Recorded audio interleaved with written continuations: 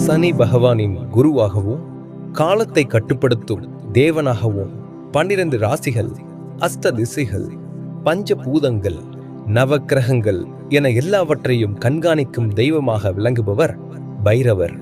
அகங்காரத்தை அழிக்கும் கடவுளாகவும் தோஷங்களை போக்கும் இறைவனாகவும் பைரவர் விளங்குகிறார். பைரவரை வழிபடுவதால் அனைத்து கிரக தோஷங்களும் நீங்கும் என்பது ஐதீகமாகும்.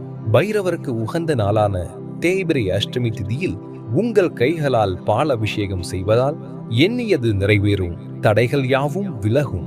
ஏழரை சனி, அஷ்டம சனி ஆகியவற்றால் உண்டாகும் தீமைகள் அனைத்தும் நீங்கி நன்மைகள் சேரும். நமது தென்னக காசி பைரவர் திருக்கோவிலில் வருகின்ற ஜூலை 18ஆம் தேதி வெள்ளிக்கிழமை தேய்பிரை அஷ்டமி திருவிழா அன்றைய தினம் காலை 9 மணிக்கு முதல் கால பால் அபிஷேகம் துவங்கி பகல் 12 மணி அளவிலே தங்க கவச அலங்காரத்தில் மகா தீபாராதனை நிகழ்வுகள் நிறைவேறும். மாலை 4 மணிக்கு 2ஆம் கால பால் அபிஷேகம் தொடங்கி இரவு 8 மணி அளவில் பிரம்மாண்ட ராஜ அலங்காரத்தில் மகா தீபாராதனை நிகழ்வுகள் நடைபெறும். பைரவரின் பாத கமலத்தை சரணடைந்து வாழ்வில் எல்லா வளமும் நலமும் பெறுவோம். ஓம் ஸ்ரீ ஸ்வர்ண ஆகர்ஷண பைரவாய நமக.